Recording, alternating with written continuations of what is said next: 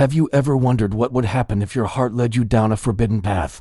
A path where every step could cost you everything, yet every moment felt like destiny itself.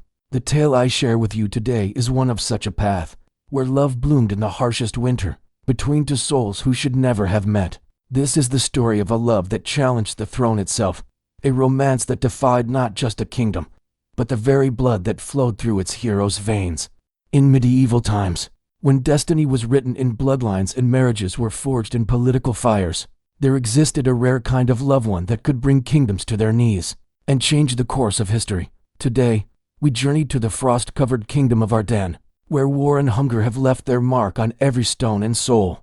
What price would you pay for true love? Would you surrender a crown? Would you risk death itself? These are not just questions from ancient tales, but timeless dilemmas that echo in our hearts even now. Before our story begins, I ask you, have you ever loved someone you were forbidden to love? Someone society, family, or circumstance declared impossible? Share your story of forbidden love in the comments, for in sharing, we find that our hearts beat as one across the centuries. Now, let the cold winds of Ardennes carry us back to a time of swords and secrets, where our tale begins. The winds of winter howled through the ancient forests of Ardennes, carrying whispers of war and betrayal. Snow blanketed the land in deceptive purity, masking the blood that had been spilled in recent months. The kingdom was a shadow of its former glory. Fields lay barren, villages half empty, and fear lingered in every heart like a persistent frost. The old king lay dying in his chambers, his coughs echoing through stone corridors like omens of darker days to come. It was in these dire times that Prince Aldrich of Valamont, heir to the throne of Ardennes, rode with his royal guard through the northern pass.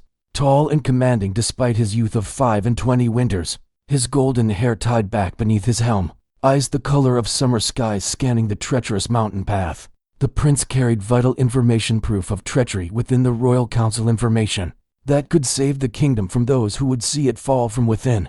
The attack came swiftly. Arrows whistled through the winter air, finding gaps in armor with unnatural precision. His men fell around him one by one, their blood staining the pristine snow. Aldrich fought valiantly, his sword singing its deadly song as he cut down 2 attackers, then 3. But they were too many, too well prepared. This was no random ambush. Someone had known he would be here. Someone wanted the future king dead. A searing pain exploded in his side as a blade slipped past his defenses. Aldrich stumbled backward, his vision blurring. With one final desperate act, he drove his horse away from the fight, deeper into the snow-laden forest where no man dared venture in winter. The last thing he remembered was falling, the cold snow embracing him like a final bed, the white world fading to black. In a humble cottage nestled among ancient pines, Elara stoked her fire with practiced hands. At 20 summers, her life had been one of survival and secrets. The daughter of a disgraced nobleman executed for treason, she lived as a simple herbalist, her true lineage known to none. Her mother had fled with her as an infant, changing their names and disappearing into the northern wilderness. After her mother's passing 3 winters prior, Elara remained alone, surviving by her knowledge of healing herbs and occasional trade with nearby villages. The villagers valued her remedies but kept their distance, whispering of her strange ways, her uncanny ability to predict changing weather, her uncommon beauty that seemed almost otherworldly, skin pale as the winter moon, hair black as raven's wings, and eyes the deep green of forest pines. Some called her a witch in hushed tones, though none dared say it to her face. For when fever struck their children or wounds festered, it was to Elara's door they came. That fateful morning, she ventured into the forest to gather winter herbs that only showed their faces. After the first heavy snow, the forest spoke to her in ways it did not speak to others. She knew its rhythms, its dangers, its gifts. Yet nothing prepared her for what she found half buried in the snow. A man in the remnants of fine armor, blood frozen around a wound in his side, his face pale as death itself. Elara hesitated. Soldiers meant danger for a woman living alone, especially one with secrets. Yet she could not leave him to die. She checked for signs of life and found a faint pulse beating against impossible odds. With strength born of necessity, she dragged him onto her small wooden sled and pulled him back to her cottage, leaving a trail in the snow that the coming storm would soon erase. In the warmth of her cottage, Elara cut away the mysterious knight's armor and clothing, revealing a body marked by both battle scars and the unmistakable signs of noble upbringing. His hands, though calloused from swordplay, had never known a day of common labor. Yet it was the signet ring on his finger that made her blood run cold, the royal seal of Valamont. This was no ordinary night. Her hands trembled as she worked to save the life of a man whose very existence threatened her own. She removed the ring and hid it away, then set to cleaning his wounds. The blade had struck between the ribs but miraculously missed vital organs. Still, infection had set in, and fever claimed him. For 3 days and nights, Elara worked tirelessly, applying poultices of herbs gathered in secret moonlit excursions, forcing healing broths between his parched lips, and whispering incantations her mother had taught her, old words from a time before kings ruled these lands. On the 4th night, as a blizzard raged outside, sealing them from the world, the knight's eyes opened, blue as a summer sky. They regarded her with confusion, then alarm. He attempted to rise, only to fall back with a groan of pain. He inquired of his location, his voice hoarse from disuse. Elara explained he was in her cottage, that she had found him nearly dead in the snow. When he asked her name, she told him, but when he began to speak his own name, a shadow of caution crossed his face. Alden, he called himself. Just Alden, a simple knight serving the northern lords, he claimed, separated from his companions during an attack. Elara recognized the lie but held her tongue. Each had secrets to protect. Each understood the language of survival. So began their dance of half-truths and omitted details. Even as their eyes spoke of growing trust, the blizzard raged for a sennight, imprisoning them together in the small cottage.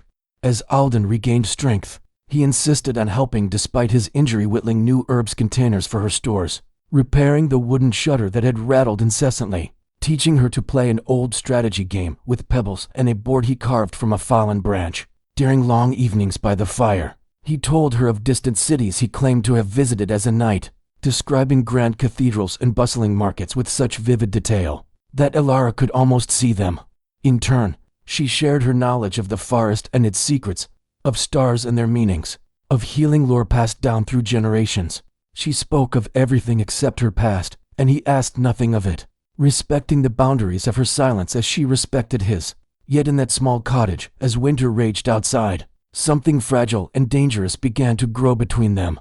It started with lingering glances, with fingers brushing while passing a bowl of stew, with the way his voice softened when speaking her name.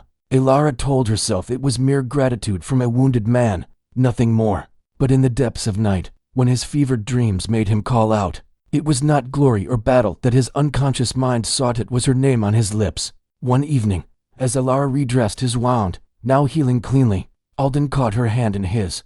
The touch sent warmth through her that had nothing to do with the crackling fire. His eyes, so blue and earnest, held hers as he spoke of his gratitude, of how she had saved not just his body, but something in his spirit he had thought lost in the bitter politics of court, though he quickly corrected himself, claiming he meant the politics of knightly service. Elara withdrew her hand, reminding him that once healed, he would return to his life, and she to hers.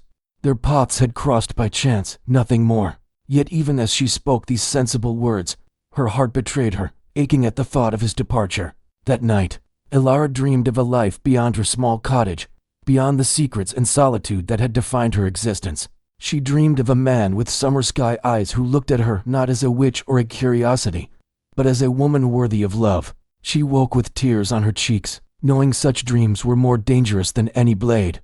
The blizzard finally broke, revealing a world transformed by ice and snow. As they stood at the cottage door, gazing at the crystal beauty of the forest, Alden's hand found hers again, and this time, she did not pull away. When he spoke of the beauty before them, his eyes remained on her face, and the unspoken truth between them grew stronger than any lie they had told. That afternoon, as Elara gathered wood outside, she heard the distant sound of hoofbeats. Panic seized her heart. Dropping her bundle, she rushed back to warn Alden. The royal seal on his ring, which she had hidden away, marked him as someone of great importance to the crown. If these were the same men who had tried to kill him before, they could not find him here. Alden's face hardened at her news. The soft lover replaced instantly by the warrior. With practiced efficiency, he donned what remained of his armor, moving with only a slight wince from his healing wound. He asked for his sword, which she had hidden beneath her bed, and she saw in his stance the training of no ordinary knight. They concealed him in the hidden root cellar beneath her cottage floor, a space where she kept her rarest herbs and most dangerous secrets. Above, Ilara assumed the role she played for all visitors, the solitary herb woman, slightly strange, harmless and helpful. Her heart pounded as 3 riders approached, their livery bearing the crest of the Royal Inquisitor. Their leader dismounted, a tall man with cold, calculating eyes and a thin-lipped smile that never reached them. He introduced himself as Malric, Royal Inquisitor in service to the crown. His gaze swept the small cottage with the practiced assessment of a man accustomed to finding what others wished hidden. He spoke of a traitor to the crown, a dangerous criminal with knowledge that threatened the very kingdom. He described searching the northern woods for any sign of this man, who might be wounded and seeking aid. His eyes never left Ilara's face as he asked if she had seen any strangers in these woods. With the calmness of one who had lived her life in hiding, Ilara denied seeing anyone. She spoke of the recent blizzard that had kept her homebound, of the impossibility of anyone surviving in such weather without shelter. She offered them warmth and hot tea, playing the role of the simple, isolated woman who knew nothing of court intrigues. Malric seemed almost disappointed by her ordinary responses, yet as his men searched the small visible space of her cottage, finding nothing, his gaze lingered on her face with unsettling intensity. He asked her name and lineage with casual cruelty, watching for any flicker of fear.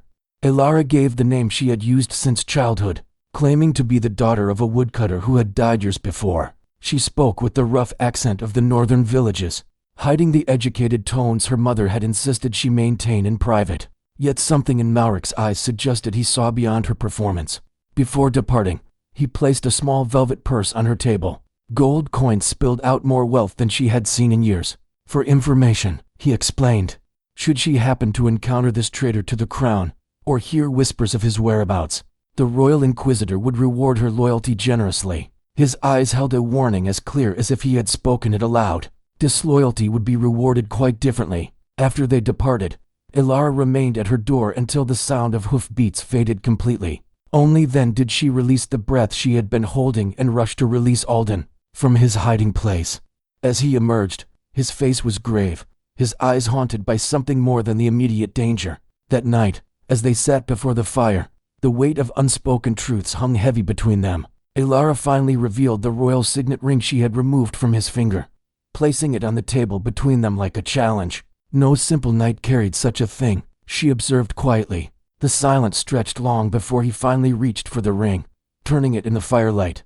The time for half-truths had passed. He was Aldrich, Prince of Valamont, heir to the throne of Ardennes, he admitted. The men who attacked him in the past were not bandits, but assassins, likely sent by someone within the royal court itself. The Inquisitor, who had visited earlier, was not searching for a traitor. He was hunting the rightful heir to ensure he never reached the castle alive. As his tale unfolded, Ilara's world tilted on its axis. She had saved and sheltered not just any nobleman, but the crown prince himself, the very embodiment of the power that had executed her father and forced her family into hiding. Her mother's warnings echoed in her memory. Trust no one with noble blood, for nobility's loyalty is always to power, never to people. Yet the man before her had shown her nothing but kindness and respect. The way he looked at her not as a subject or a temporary diversion, but as an equal worthy of admiration challenged everything she had been taught to believe about those of royal blood. When he finished his tale, she knew she should share her own truth in return, yet fear stopped the words in her throat. To reveal herself as the daughter of a convicted traitor to the prince himself would be madness. Instead, she spoke of her life as a healer, of learning herb lore from her mother, of living alone in these woods since her parents' deaths, a partial truth that felt like cowardice. Even as she spoke it, that night, neither slept soundly. Aldrich because he knew his enemies would not stop searching, and Ilara because she now harbored a secret that could mean death for them both. Yet beneath the fear lay something else, a connection that had grown between them, a trust and tenderness that defied their circumstances. As dawn broke, Aldrich declared he must return to the castle, to uncover the traitor in the court and reclaim his rightful place. Ilara felt her heart constrict at his words, though she knew they were inevitable. Their worlds were too different, their paths never meant to cross. She was the daughter of a traitor, living in hiding. He was the future king. What had grown between them in this small cottage belonged to another life, one they could never have. Yet as she helped him prepare, gathering supplies for his journey, his hand caught hers once more. The touch was different now, more certain, more purposeful. When she raised her eyes to his, the look she found there stole her breath. Without words, he pulled her gently toward him, giving her every chance to pull away. She did not. Their first kiss was tentative, a question asked and answered in the meeting of lips. The second was a promise neither should have made. By the third, they were lost, all caution abandoned, as they clung to each other with the desperate intensity of those who know their time is measured, in moments, not years. Afterward, as they lay tangled before the fire, Aldrich whispered words of a future Elara knew could never exist, of taking her to court with him, of a place by his side, of a love that would challenge tradition. She let him speak, treasuring each impossible promise, knowing that reality would claim them both soon enough. In the morning light, however, their dream shattered. The distant sound of horns and hounds broke the silence of the forest, a hunting party, drawing nearer. Elara recognized the pattern of the horn calls, not a standard hunting party, but a manhunt. Malric had returned with reinforcements. With practiced efficiency born of a lifetime of hiding, Elara gathered essential supplies. There was no time for Aldrich to leave alone. The hunters would find him in his weakened state. They would have to flee together, using her knowledge of the forest's secret paths to evade capture. As they slipped out the back of her cottage, Elara cast one last glance at the only home she had known since childhood. Everything she could not carry was left behind: her mother's few keepsakes, the herbs gathered over years, the small comforts she had created for herself. Yet as Aldrich took her hand, his eyes full of determination and something deeper that neither dared name, she found she did not regret her choice. They moved swiftly through the snow-laden forest, Elara leading them along hidden game trails and frozen streams that left minimal tracks. Her knowledge of the land was their only advantage against the mounted hunters with their hounds. They traveled through the day, stopping only when necessary for Aldrich to rest his still healing wound. As night fell, they found shelter in a hollow created by a fallen ancient oak, its massive roots creating a natural refuge partially hidden by snow. There, huddled close for warmth, Aldrich spoke of what awaited at the castle: his ailing father the king, the scheming council led by his half-brother Cedric, the proof of treachery he had been carrying when attacked. Elara listened, her mind racing. Every instinct warned her against approaching the castle, the very heart of the power that had destroyed her family. Yet she could not abandon Aldrich to face these dangers alone, not when his enemies had already nearly succeeded in killing him once. In the deepening night, as an owl called hauntingly above them, Aldrich finally asked the question she had been dreading. Who was she, truly? For a woman living alone in the northern forests, spoke the language of courts too well, carried herself with too much grace, knew herbs that only the educated could name. The moment of truth had arrived. Trembling not from cold but from fear, Elara revealed her true identity: daughter of Lord Heron of the Eastern Marches, executed for treason when she was but a child. Her mother, one of the Queen's ladies, had fled with her to the northern forests, changing their names and living in hiding until her death 3 years past. Aldrich's face showed no disgust or anger, only dawning understanding. He knew of Lord Heron, a man who had opposed the king's decision to raise rebellious villages, who had spoken too boldly of mercy in a time of war. A man, Aldrich admitted quietly, who had likely been right, though such rightness cost him his head. In that moment of shared truth, something shifted between them. Their love was no longer built on half-truths and omitted details, but on complete vulnerability. Noble and traitor's daughter, prince and fugitive, they were bound now by secrets that could destroy them both. Dawn found them moving again, heading south toward territories where Aldrich knew loyal lords might shelter them. Their journey was arduous, avoiding main roads and villages where news of a reward for their capture might tempt desperate folk. They traveled by night when possible, slept in shifts, and spoke little, saving their strength for the journey. On the 5th day, as they crossed a frozen river, disaster struck. The ice, weakened by a hidden current, cracked beneath them. Aldrich pushed Elara to safety, but plunged into the frigid water himself. Elara acted instantly, using a fallen branch to help pull him from the water. They needed shelter immediately. Wet clothing in winter meant certain death. Fortune favored them. Nearby stood an abandoned woodcutter's hut, its roof partially collapsed, but its stone fireplace intact. Inside, Elara worked frantically to start a fire while Aldrich shivered uncontrollably, his lips turning blue. She stripped away his frozen clothing, wrapping him in their single blanket, then added her own body heat, holding him close as the small fire slowly grew. For hours, she feared she would lose him, not to assassins or intrigue, but to the simple, implacable cold of winter. She whispered to him through the night, ancient prayers and personal pleas mingled together, promises she had no right to make, confessions she had never spoken aloud. By morning, his fever had broken. As weak sunlight filtered through the broken roof, his eyes opened, finding hers with a clarity that brought tears to her eyes.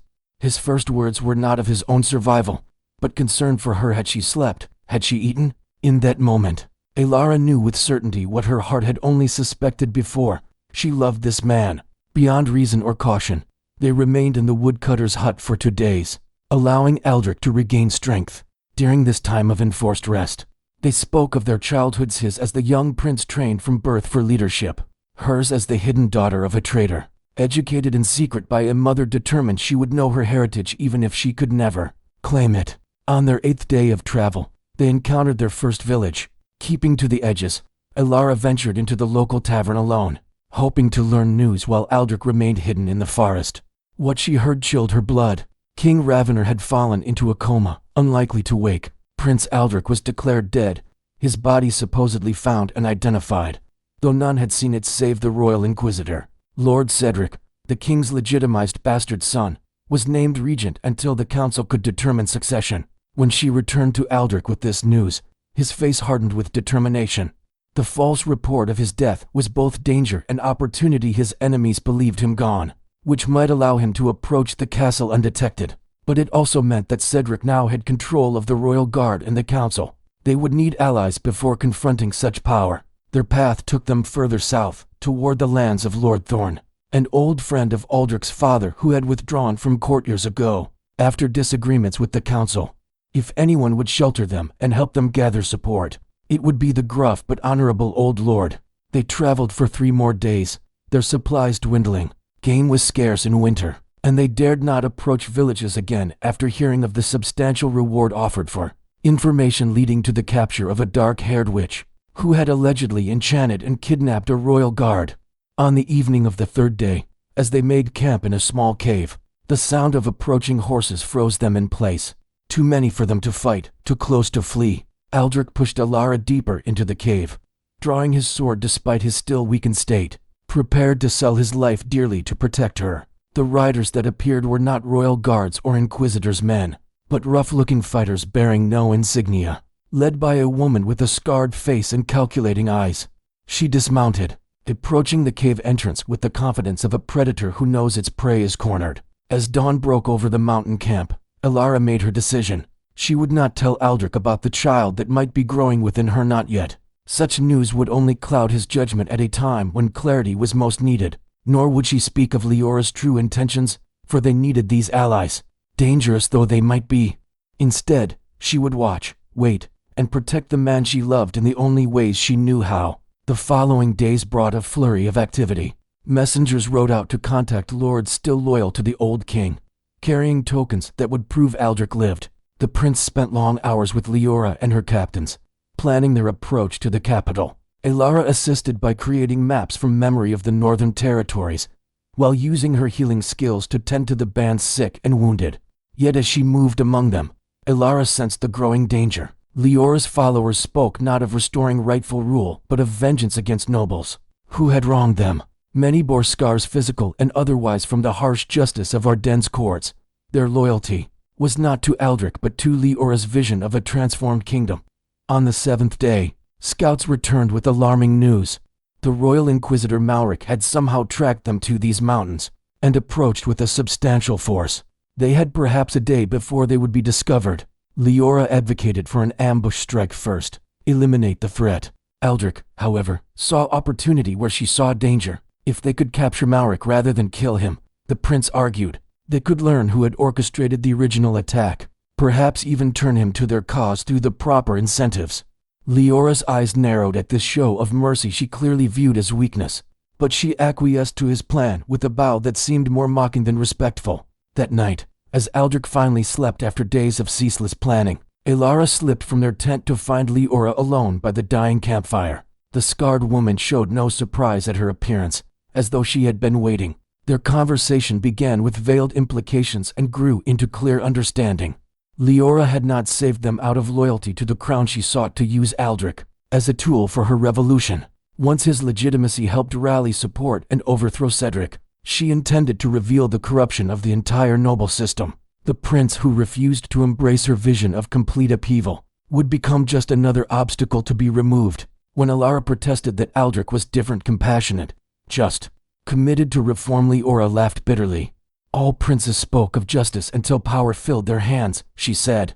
Then they became like all the rest. Her scars had been given by Aldrich's own father, punishment for questioning orders. Why should the son be different from the sire? As their tense exchange concluded, Leora's final words fell like stones into still water. By dawn, she would have Aldrich's complete allegiance one way or another. The time for half measures had passed. She suggested that Alara, for the sake of her unborn child, consider carefully which side offered true protection. The threat could not have been clearer. Alara returned to their tent, mind racing through impossible options. To flee into the winter night would mean certain death. To warn Aldrich might trigger the very conflict with Leora they could not afford. Not with Mauric's forces approaching. She lay awake beside her sleeping prince, one hand protectively over her abdomen, the other gripping the small dagger she kept hidden in her sleeve. Morning arrived with commotion. Mauric's forces had been spotted much closer than expected, perhaps only hours away. In the rush of preparation for the ambush, Alara found her opportunity. Volunteering to prepare healing supplies for the inevitable wounded, she managed to slip away toward the expected path of the royal forces. What she did next would haunt her conscience forever. Intercepting a royal scout, she surrendered herself, claiming to be a captive of the rebels with vital information for the Inquisitor. Brought before Mauric himself, a man whose cold eyes and cruel smile had not softened since their encounter at her cottage, she offered a desperate bargain. She revealed the rebels' planned ambush, the presence of the prince believed dead, and Leora's revolutionary intentions. In exchange, she requested mercy for Aldrich, his life and freedom, in exchange for his claim to the throne. Mauric listened with calculated interest, neither accepting nor refusing her terms. The Inquisitor's counter-proposal was simple and devastating. He had recognized her at their first meeting. The resemblance to her traitor father was too strong to miss. He had suspected then that the supposed forest witch might be harboring the missing prince, and now she confirmed it. Her cooperation would indeed spare Aldrich's life, but not his freedom. The prince would return to court to publicly renounce his claim before conveniently succumbing to his wounds. Alara herself would face public trial, as her father had, unless she proved her loyalty to the crown by helping capture both the prince and the rebel leader. Trapped in an impossible position, Alara agreed to lead Mauric's forces to the rebel camp. As they traveled, snow began to fall, thick flakes that would cover their approach. Yet the weather that aided their surprise attack also allowed one of Leora's scouts to spot them and race ahead with warning. By the time they reached the camp, battle had already erupted, not between rebels and royal forces, but among the rebels themselves. Leora had moved against Aldrich, attempting to take him hostage when it became clear Alara had fled. Those loyal to the prince fought those loyal to the revolution. Into this chaos rode Mauric and his men, with Alara bound on horseback beside him. The sight of royal forces united the fractured rebel camp, turning their weapons outward. Leora, seeing the approaching troops, made a split-second decision that would alter everything. She thrust a blade against Aldrich's throat, shouting for all to hear that the prince would die unless Mauric's forces retreated. What happened next unfolded with the terrible clarity of moments that divide life into before and after. Mauric gave a signal, crossbowman fired. Leora, struck through the shoulder, stumbled backward. In that instant of distraction, Aldrich broke free, rushing toward Alara with recognition and betrayal warring in his eyes. Before he could reach her, Mauric's men surrounded him. As he fought with desperate skill, Alara managed to free herself from her bonds. Taking advantage of the Inquisitor's focus on capturing the prince, she raced toward Aldrich, screaming warnings that went unheard in the chaos of battle. A blow from behind sent her sprawling into the bloodied snow. As darkness claimed her, the last thing she saw was Aldrich falling beneath the weight of armored men, his hand outstretched toward her, his lips forming her name. Alara awakened to cold stone beneath her and the sound of dripping water. The dungeons of Castle Valamont held the distinctive chill of places where the sun never reached. Her body ached from bruises and the crude manacles that bound her wrists. Yet her first conscious thought was not of her own condition, but of Aldrich. Was he alive? Had her desperate gamble saved or doomed him? Days passed in solitary darkness, marked only by the arrival of stale bread and brackish water pushed through the small opening in her cell door. Sometimes she heard screams, echoing from distant chambers. making her wonder if Aldrich suffered under Malric's questioning. Other times, the silence seemed even worse. On what might have been the 5th day or perhaps the 7th, for time lost meaning in the perpetual darkness, her cell door finally opened. Guards dragged her through torchlit corridors, up winding stairs, and into a chamber that blinded her with daylight after so long in darkness. As her vision adjusted, Elara found herself in what appeared to be private quarters rather than a tribunal chamber.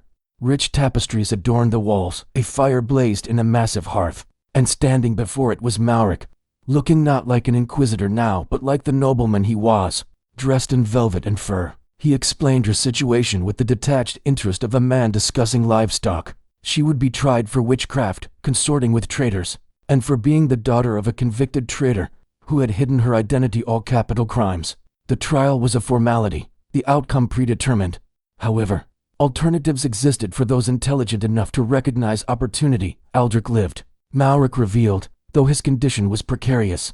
The prince had been presented to the royal council as a victim of rebel manipulation and dark magic, specifically her magic.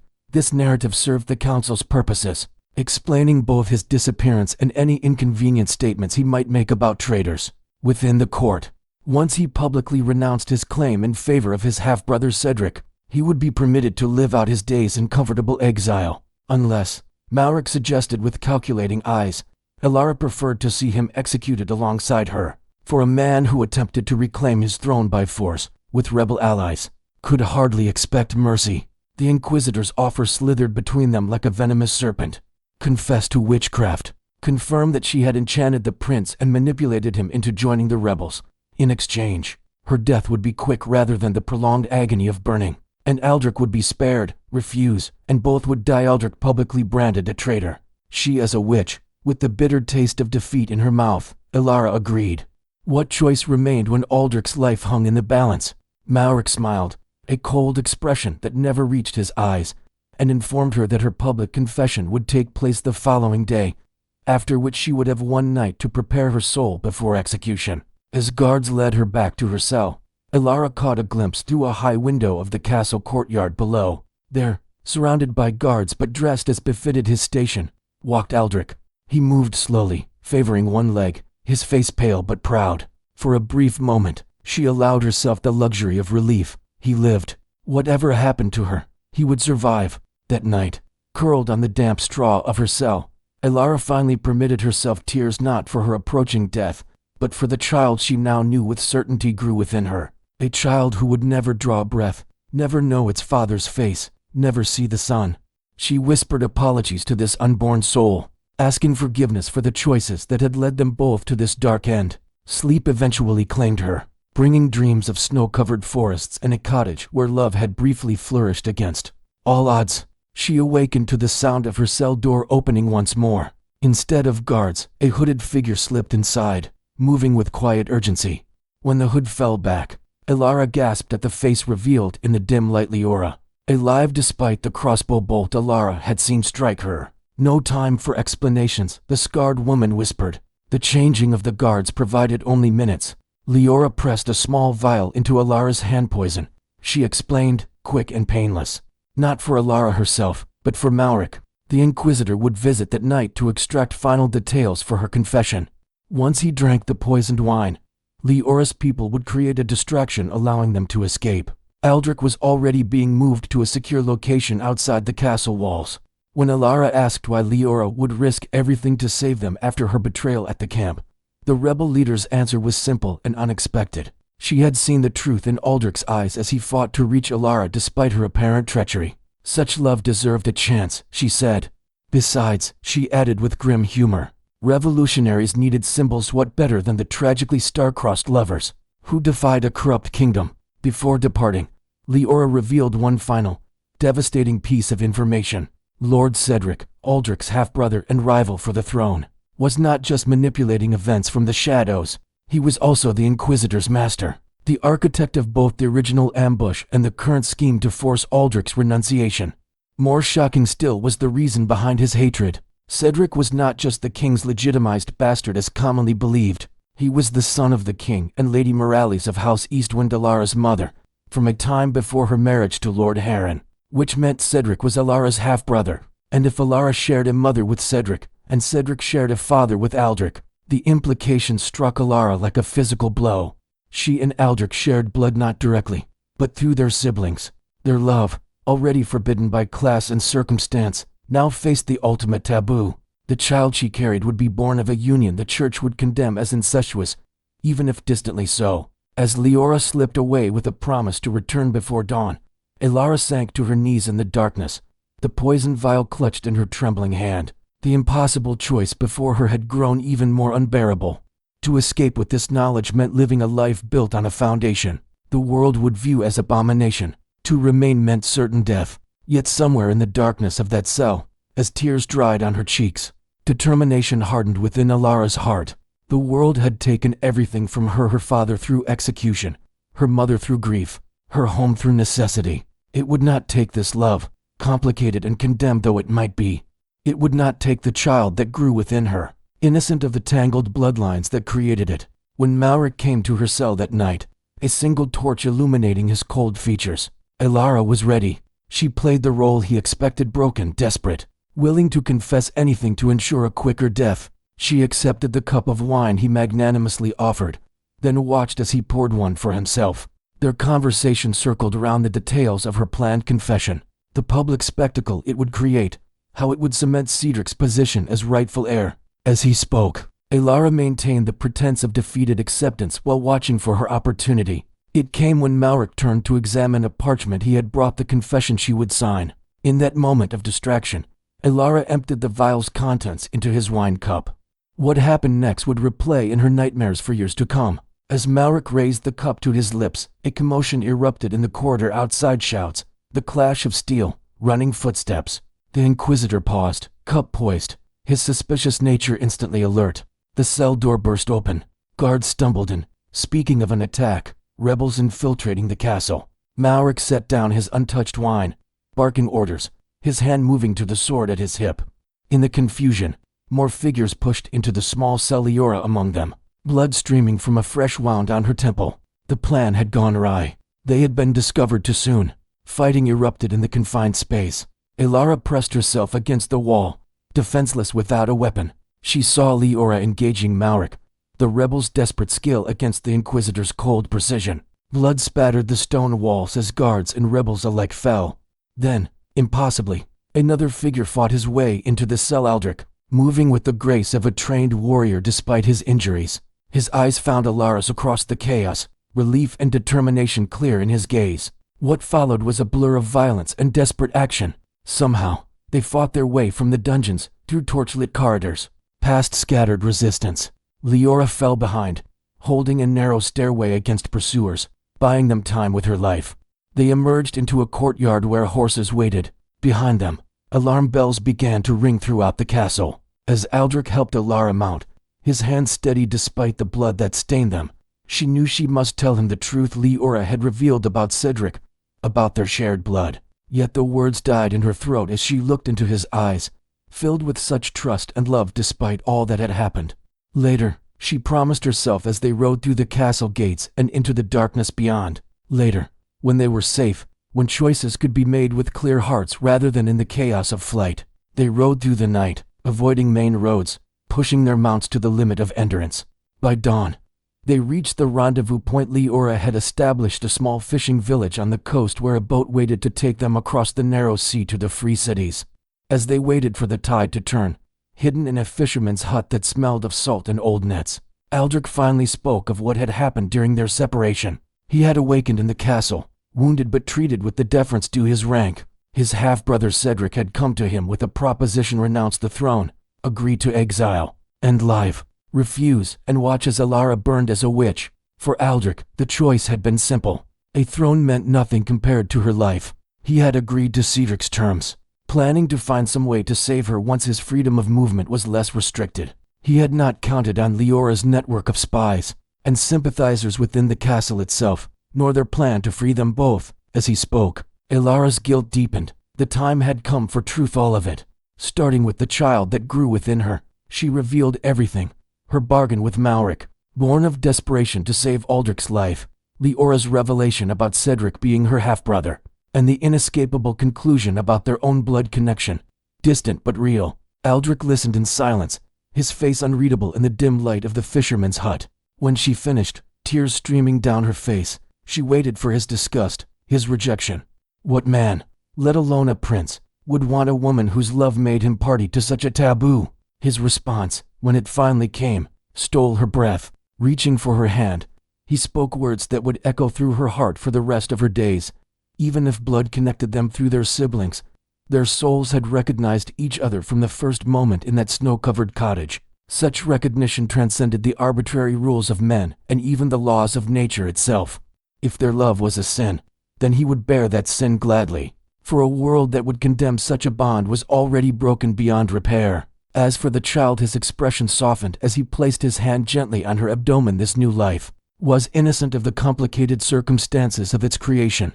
It would be loved, protected, raised to know its true worth beyond bloodlines and inheritance. The weight that had pressed upon Alara's heart lifted with each word he spoke. This love, impossible as it might be by the standards of the world they knew, was real and enduring. Whatever came next, they would face it together. Dawn broke over the eastern sea as the small fishing boat carried them away from the shores of Ardennes. Behind them, smoke rose from the direction of the castle, Leora's final gift to them, a distraction that would delay pursuit. Whether she had survived to continue her revolution or fallen in that last desperate stand, they would likely never know. As the coastline receded into mist, Aldrich stood at Alara's side, his arm around her shoulders. Their future remained uncertain, exiles with nothing but each other, and the child that would one day join them. Yet in that uncertainty lay freedom. No longer prince and trader's daughter, but simply man and woman, bound by a love that had survived betrayal, blood, and the judgment of a kingdom. Years passed. In a small coastal village far from Ardennes, tales were sometimes told of the strange couple who lived in the cottage on the headland. The man who had once moved with a warrior's grace now walked with a slight limp, teaching swordsmanship to the village children. The woman whose knowledge of herbs healed the sick and eased the dying. And their child, a boy with eyes like summer skies and hair black as a raven's wing, who played among the wild flowers on the cliff's edge. Some said they were nobles fled from some distant war. Others whispered of darker things, forbidden love, royal blood, ancient taboos. But the villagers protected them nonetheless, for the couple had brought healing and protection to their remote community, asking nothing in return but peace. On winter nights, when snow blanketed the headland and the sea crashed against the cliffs below, the man and woman would sit before their fire, hands intertwined, and remember another cottage in another land, where love had first bloomed despite impossible odds. Sometimes they spoke of returning, of reclaiming what had been taken, of seeking justice for wrongs endured. But as their son grew, such talk gradually faded, for they had found what few ever discover, a love that transcended the boundaries of blood and birthright, of duty and destiny. A love that had survived betrayal and sacrifice, that had forged something new and precious from the broken pieces of their former lives. A love that whispered of hope even in the darkest winter, promising that spring would always return to hearts brave enough to believe. Beloved viewers, our tale of the lost prince and the snow maiden reaches its conclusion, but the echoes of their love story continue to resonate across time. Their courage to choose love above all else, above throne and tradition, above the judgment of society and the constraints of blood, reminds us that true love recognizes no boundaries set by mortal hands. In your own life, may you find the courage to follow your heart's deepest truth, even when the path seems impossible. May you recognize, as Aldrich and Alara did, that love in its purest form is the greatest revolution of all, quietly changing the world, one heart at a time. If this tale of forbidden love and impossible choices has touched your heart, I invite you to join our community of kindred spirits who believe in the transformative power of love stories. Subscribe to our channel for more tales of passionate romance that transcend time and circumstance. Activate notifications so you never miss our weekly journeys into the heart's most profound mysteries. Like this video if you, too, believe that love is the most powerful magic in any age. Until our next adventure together, remember that somewhere, in every age, two hearts are finding each other against impossible odds, just as yours may be waiting to discover, or be discovered. The greatest love stories are not just told, they are lived, one brave choice at a time. She called out to them, claiming to mean no harm, seeking only shelter from the coming night. When Aldrich remained silent, sword ready, she smiled coldly and spoke his true name, Prince Aldrich of Valamont, supposedly dead yet standing before her very much alive. The woman introduced herself as Leora, once captain of the king's personal guard, now leader of this band of outcast soldiers who had fallen from favor, villagers displaced by war, all with reasons to hate the current regime. She spoke of how she had been discharged and branded a traitor after questioning Lord Cedric's orders to burn a village that had failed to pay its taxes during the famine. Her knowledge of court intrigue and military movements convinced Aldrich she was who she claimed. With few options and night falling, he cautiously accepted her offer of food and additional blankets, though he insisted they would remain in the cave rather than join their camp. As they shared a meal of rabbit stew, the first hot food they had eaten in days, Leora revealed more of her purpose. She and her followers sought not just survival but vengeance against the corrupt council that had ruined so many lives. She knew of Aldrich's reputation as the more compassionate prince, the one who had spoken against his father's harsher policies. If he would lead them, she declared, they would help him reclaim his throne. Aldrich considered her words carefully. He needed allies, and these fighters offered not just protection but a potential fighting force. Yet something in Leora's eyes when she spoke of vengeance troubled him, a hatred that seemed to go beyond justice to something darker. Elara, watching silently, felt a chill that had nothing to do with the winter night. This woman with her band of fighters offered them safety, perhaps even a path to victory.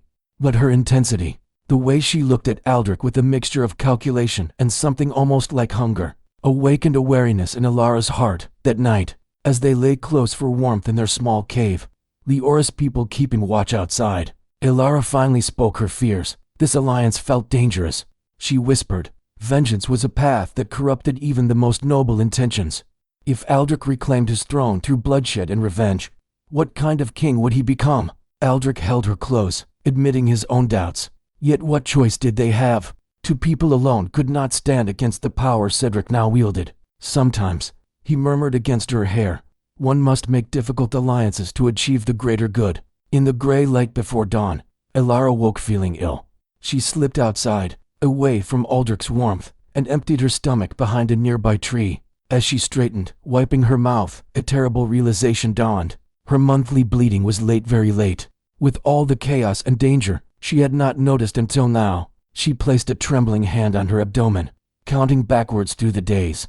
Their night together in her cottage, the passion that had overridden caution. Could it be possible? A child, the prince's child, growing within her? The thought was both wondrous and terrifying. Such a child would be both royal heir and traitor's blood, both salvation and target. As she stood frozen in the winter dawn, calculating possibilities and dangers, Leora appeared beside her so quietly that Elara startled. The scarred woman's eyes missed nothing, taking in Elara's pale face, her protective hand still resting on her abdomen. A new life, Leora observed quietly. A complication, but perhaps also leverage. Before Elara could respond to this cold assessment of her possible child, Leora continued. She knew who Elara was, the lost daughter of Lord Heron, the man whose execution had begun Leora's own disillusionment with the crown. She spoke of Elara's father with respect, calling him a man of principle in a court of jackals. Then came the proposition, delivered in the same matter-of-fact tone. Join her cause fully. Help convince Aldrich to lead their forces not just to reclaim his throne, but to dismantle the corrupt system that had destroyed both their families. Together, they could rebuild Ardennes as it should be, just, compassionate, free from the old tyrannies. Elara listened in growing horror as Leora outlined her vision. Lord stripped of power, ancient houses brought low, a complete reordering of the kingdom. This was not justice but revolution, with all the bloodshed such upheaval would bring. And Leora wanted to use Aldrich, and now potentially Elara's unborn child, as the figurehead for this destruction. With practiced calm that hid her turmoil, Elara neither agreed nor refused. She claimed she needed time to consider such weighty matters, that her loyalty was to Aldrich, that she would speak with him of these things. Leora accepted this with a knowing smile that suggested she already understood where true power lay in the relationship between prince and healer. As Leora departed, leaving her alone in the cold morning light, Elara felt the weight of impossible choices pressing down upon her. Should she tell Aldrich of the child that might be growing within her? Should she warn him of Leora's true intentions? Or was the scarred woman right? Was the only path to true justice the complete destruction of the system that had oppressed them both? Have you ever stood at a crossroads where every path seemed equally treacherous? Where the heart pulls in one direction while duty and history pull in another? Our heroes now face such impossible choices, where love, loyalty, and the future of a kingdom hang in delicate balance. I pause our tale here to ask, what would you do if faced with such a choice between love and duty, between personal happiness and the greater good? Your stories of difficult choices are welcome in the comments below, for in sharing our dilemmas, we find we are not alone in facing life's impossible decisions. Our journey through the winter-bound kingdom of Ardennes will continue, where secrets and schemes await our lovers as they navigate the dangerous path ahead. The bonds of love will be tested against the bonds of blood and loyalty. What sacrifices must be made for true love to triumph? What price is too high to pay, even for the rarest and most precious of connections? Until we meet again in the next chapter, may your own heart's journey be guided by both wisdom and courage, just as our star-crossed lovers will need in the trials that await them.